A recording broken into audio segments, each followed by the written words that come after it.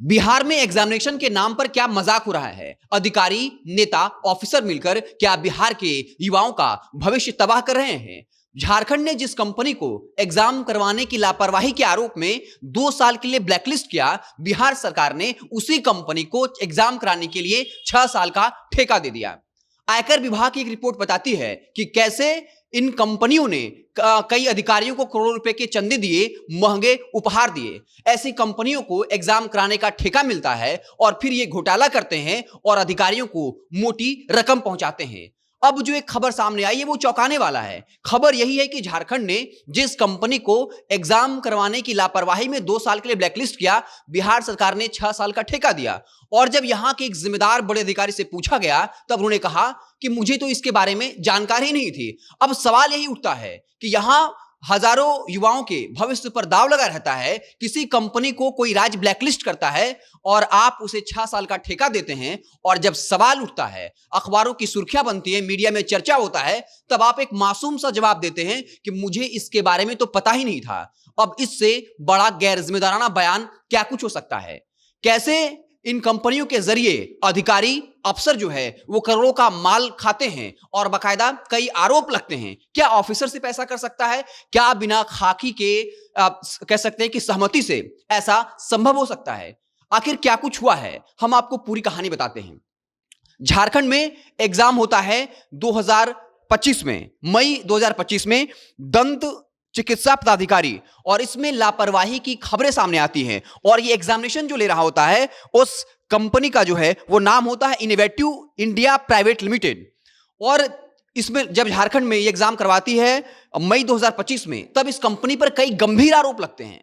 और जब सरकार को इसके बारे में पता चलता है और जब सरकार उस कंपनी से सवाल पूछती है कि स्पष्टीकरण मांगती है कि आखिर ऐसी गलतियां क्यों हुई, तो कंपनी के तरफ से संतोषजनक जवाब नहीं दिया गया। यानी जानबूझकर लापरवाहियां की गई थी ताकि मोटा पैसा कमाया जा सके। और झारखंड सरकार ने ईमानदारी दिखाते हुए उस कंपनी को 2 साल के लिए ब्लैकलिस्ट किया।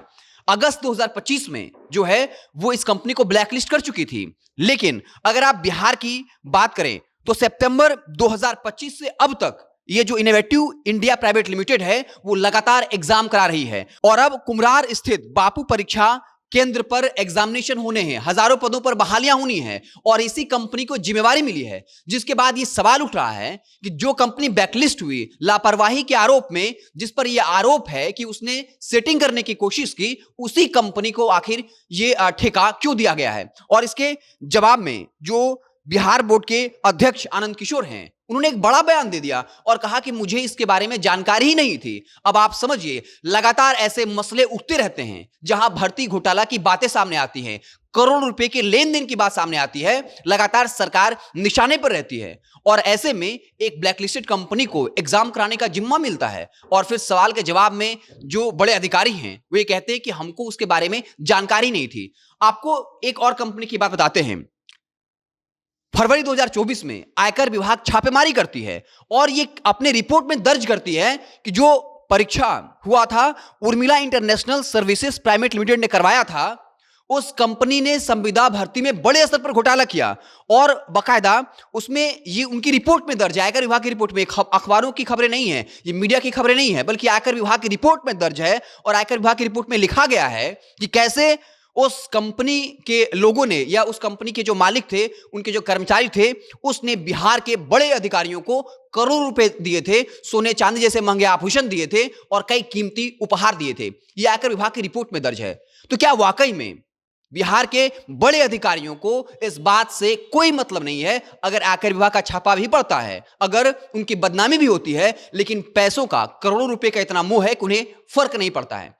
अक्सर यही देखा जाता है कि अगर जब ये मीडिया में सुर्खियां बनती हैं तो कार्रवाई तो होती है, लेकिन फिर उन्हें बड़ी जिम्मेदारी मिल जाती है। हमने कल भी एक खबर ब्रेक किया था कि कैसे शिक्षा विभाग को के अपर सचिव को जो मधेपुरा समाहरणालय के अधिकारी वो पत्र लिखते हैं और ये कहते हैं कि हर जिले में जो 4 नियुक्तियां होनी थी उसमें बड़े स्तर पर धांधली हुई है और एक कर्मचारी ये धांधली करवा रहा है। क्या यह संभव है कि एक कर्मचारी आउटसोर्सिंग कंपनी के जरिए धांधली करवाए और एक जिले के बड़े अधिकारी को सीधे शिक्षा विभाग के अपर मुख्य सचिव को पत्र लिखकर कहना पड़े कि महोदय, एक कर्मचारी है जो लाखों रुपए का घोटाला कर रहा है। क्या यह संभव है?